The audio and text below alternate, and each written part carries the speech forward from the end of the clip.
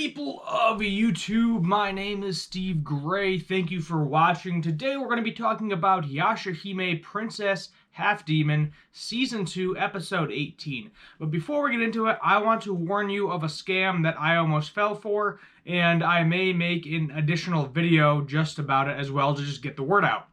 So there's this WhatsApp scam, if you're familiar with that app, going around. And what it is I commented on a video. It was Unbox Therapy, was the name of the channel. He does a lot of unboxings, giveaways, things along those lines. And I said, oh, I bet I won't win, in the comments as a joke. And then somebody commented that looked like Unbox Therapy, same exact picture and everything. And it said, oh, congratulations, you just won. So I was like, oh my God, I never won anything, sweet. So I downloaded WhatsApp and I put the information in there, and he was like, oh, how long have you been subscribed to the channel? It's cool that you've been subscribed, what's your name, address, email, phone number, all that. So put all that information in. And then he gave me a date that looked very, I guess, un-American. I know some parts of the world have the month and the day opposite than we do. So we go day, month, year. Some other countries go month, day. So we go month, day, year. They go day, month, year. Some other countries do. So I saw the shipping thing. It said $130 for shipping, and it said 5/2/22. So I assumed that meant I was getting it May 2nd, which I'm like, that's like a long, long time from now. Especially paying that much money to ship a laptop, which would cost like maybe $50 max. So I found out that this was actually just a scam, and they're trying to get you to pay for shipping. Thankfully, the second somebody tries to ask me for money for something, I immediately, flags go up. The date was the first red flag.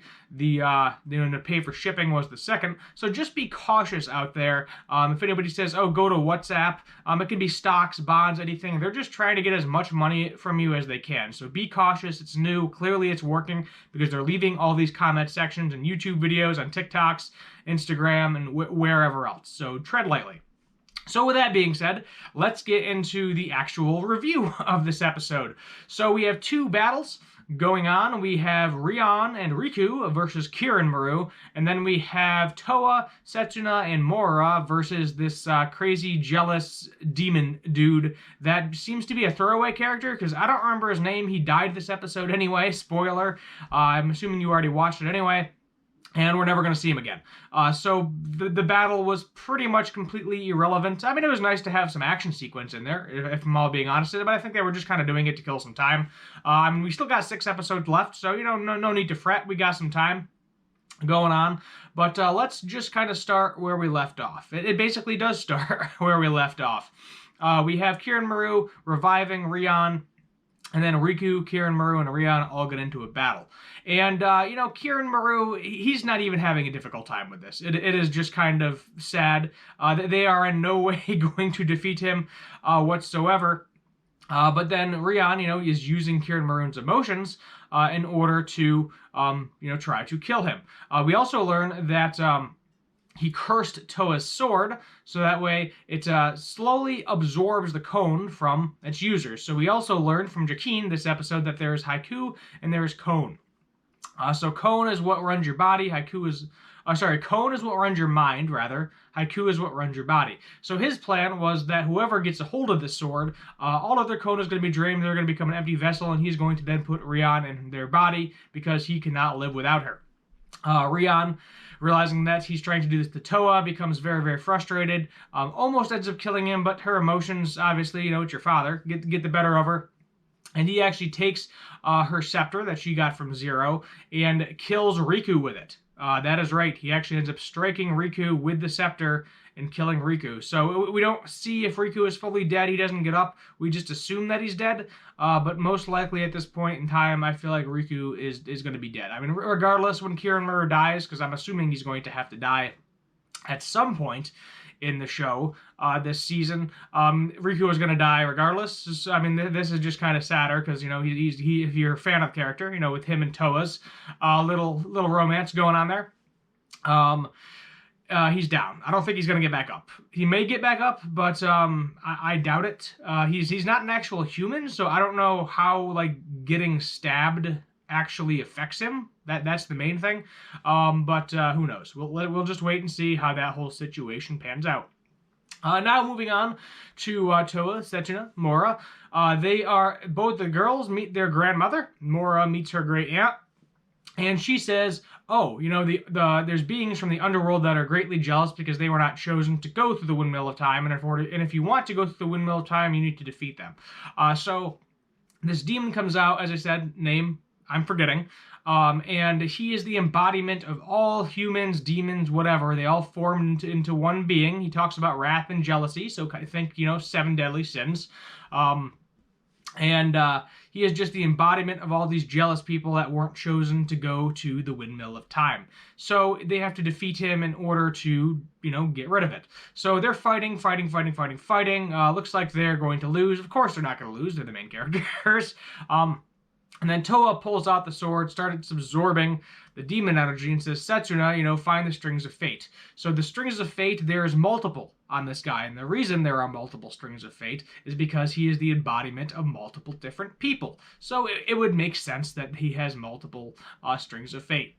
However, while Toa is doing this, Sesshomaru's mother says, "Oh, this is absorbing her cone. This sword is cursed. I wouldn't recommend using it."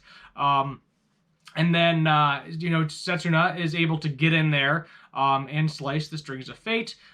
He is good to go. He was like, "Oh, I've now realized that it's not that I haven't been chosen, it's that I'm not powerful enough in order to do whatever the spirit, the windmill spirit, is telling me to do."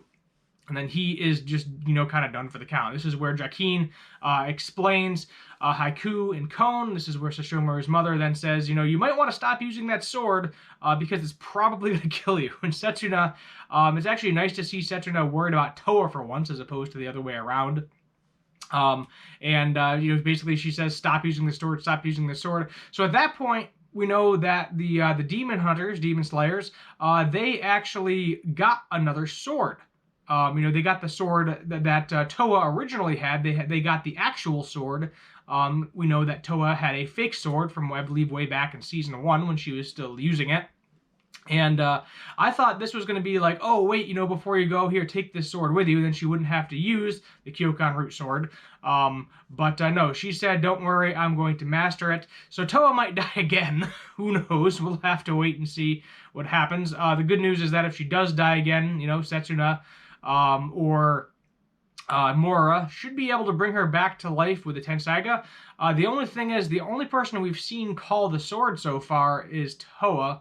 So if Sesshomaru isn't in the modern day, which is where they end up going at the end of this episode, I have no idea if they would actually be able to bring her back to life. So we'll just have to wait and see what happens there. Meanwhile, while they're starting to go through the passage of time, Kiranmaru knocks Rion out and comes flying because he wants to go through the passage of time. He's like, crap, they got ahead of me. He tries to attack the Windmill of Time, at which point it lights on fire. However, it's engulfed in fire, but I don't think it's actually burning, so it doesn't really make a difference. He tries getting through. I don't think it's letting him through. And then it looks like he does somehow manage to get through. I'm not 100% sure if that is a fact. Or just like kind of spit him out, because we saw Jakin and Tikchimo, if I'm saying it, Tikchimo, probably butchering his name like I always do, get kind of blasted away from everything. So we don't know if he got blasted away or he actually was able to get through the portal with Rion or not. So we'll see how that pans out in the future as well. Sesshomaru is still kind of just tired and down for the count. He's not, from what we know, he's not dead or alive. Rin keeps talking to him, so I assume he's still alive. They're in the Tree of Ages. While they're going through, all of these demons come flying out of the portal, so I think what's going to happen is we're going to get a nice little sequence of Inuyasha and Sesshomaru and Kagome. Maybe Rin, if Rin's got some sort of ability we don't know about, or gained some sort of ability we don't know about. Probably the demon slayers as well, all fighting off these demons in their day, while... the 3 daughters there are, and probably maybe Kiranmaru and Rion, are fighting off the comet in modern day. So we'll see how that whole sequence plays out. But that's kind of my guesses for the episode. I mean, this episode was okay. It wasn't great. Riku's death, rather, was kind of meh. I didn't really care. I hate to say I don't really care. I didn't really like Riku's character in general. He just seemed kind of pushy and just like thrown in there to be like a cheap romantic love sequence at the last minute. But that's just one person's opinion, I guess. So we'll give this one like a 6 out of 10. It's an episode I really wouldn't rewatch because it's not necessary. Doesn't really move the plot too much. You could literally, in all honesty, if we just took this episode out completely, it really wouldn't affect anything. The only difference would be we wouldn't actually see Riku's death, which is probably going to be important to Toa a little bit later on. So that's where I think we're going to end it. So just some future predictions for the next episode. I am going to go watch, what is it called? My Dress Up Darling? I got into, I thought it was going to be bad, but it's actually good. I might make a video about that on Thursday instead of a usual meme. So let's just sit back, wait, and see what I feel like doing next Thursday. My name is Steve Gray. Thank you for watching. Be careful of WhatsApp scams. And as always, have a good one.